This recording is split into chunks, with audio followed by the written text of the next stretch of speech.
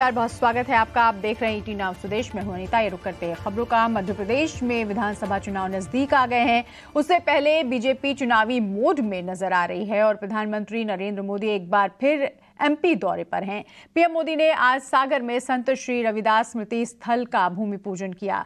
इस मौके पर मध्य प्रदेश के राज्यपाल मंगू भाई पटेल, मुख्यमंत्री शिवराज सिंह चौहान समेत कई बड़े नेता मौजूद रहे। पीएम मोदी का पिछले 11 महीने में ये 7वां एमपी दौरा है। चुनाव से पहले पीएम मोदी का ये दौरा काफी अहम माना जा रहा है। भारत के गरीब तबके के लिए, दलित आदिवासी के लिए हर कोई आशंका जता रहा था।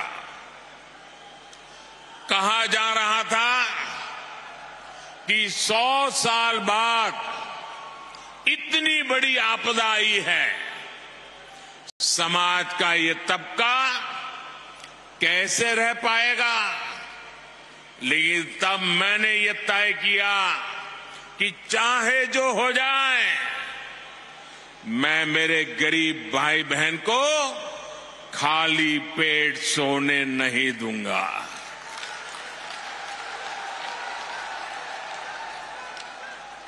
दोस्तों, मैं भली भांति जानता हूं कि भूखे रहने की तकलीफ क्या होती है। मैं जानता हूं कि गरीब का स्वाभिमान क्या होता है। मैं तो आपके ही परिवार का सदस्य हूं। आपका सुख दुख समझना मुझे किताबें नहीं ढूंढनी पड़ती। इसलिए हमने प्रधानमंत्री गरीब कल्याण अन्न योजना शुरू की।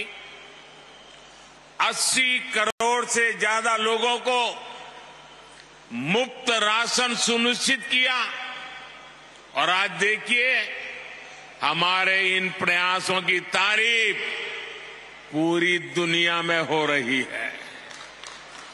साथियों, आज देश गरीब कल्याण की जितनी भी बड़ी योजनाएं चला रहा है, उसका सबसे बड़ा लाभ दलित, पिछड़ा, आदिवासी समाज को ही हो रहा है।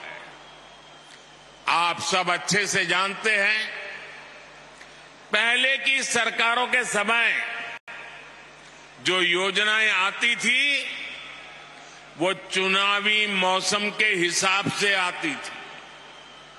लेकिन हमारी सोच है कि जीवन के हर पड़ाव पर देश दलित, वंचित, पिछड़े, आदिवासी, महिलाएं, इन सब के साथ खड़ा हो।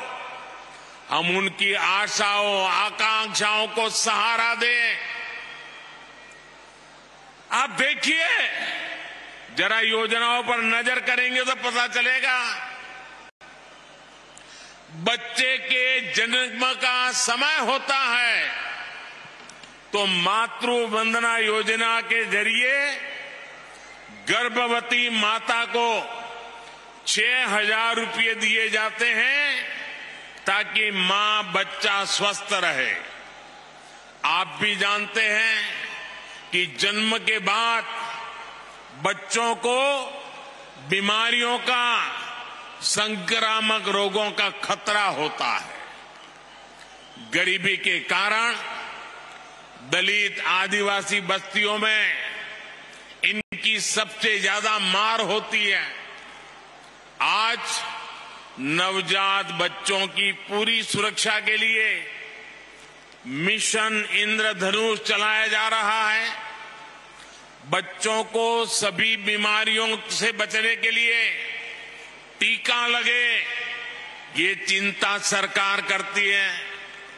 मुझे संतोष है कि बीते वर्षों में 5.5 करोड़ से अधिक माताओं और बच्चों का टीकाकरण किया जा चुका है। साथियों, आज हम देश के 7 करोड़ भाई बहनों को सिकल सेल एनीमिया से मुक्ति के लिए अभियान चला रहे हैं। देश को 2025 तक टीबी मुक्त बनाने के लिए काम हो रहा है। कालाजार और दिमागी बुखार का प्रकोप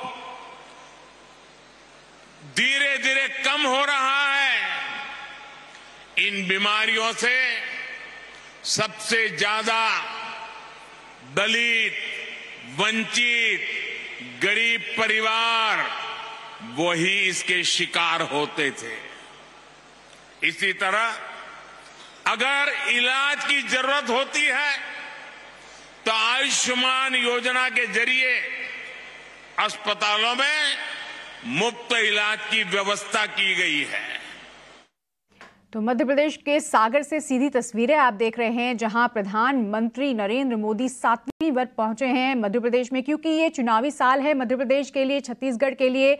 यहां पर उन्होंने सबसे पहले संत रविदास मंदिर का भूमि पूजन किया और इससे पहले उन्होंने सुबह ट्वीट करके बताया भी था कि ये सौभाग्य है कि यहां पर रविदास मंदिर का भूमि पूजन करने का मौका मिल रहा है। साथ ही क्योंकि चुनावी साल है, चुनावी राज्य है, तो 100 करोड़ की योजनाओं की सौगात यहां की जनता को प्रधानमंत्री देने वाले हैं और लगातार उनके दौरे हो रहे हैं। तमाम दिग्गज नेता यहां पर मौजूद हैं और सीधा ये तस्वीरें हम आपको सागर से दिखा रहे थे। और यहां पर क्योंकि लगातार 15 साल तक बीजेपी की सरकार रहने के बाद पिछले चुनाव में अगर बात करें तो बीजेपी की सरकार यहां पर हार गई थी और इस बार ये मौका किसी भी पार्टी को नहीं मिलना चाहिए। इसके लिए कमर कस ली है बीजेपी ने, पूरी तैयारी कर ली है। तमाम दिग्गजों का यहां पर दौरा हो रहा है। प्रधानमंत्री 7वीं बार पहुंचे हैं मध्य प्रदेश और आपको बता दें यहां पर कई योजनाओं की सौगात आम जनता को देने वाले हैं। तस्वीरें हम आपको दिखा रहे हैं, एक विशाल जनसभा यहां पर है और विशाल जनसमूह को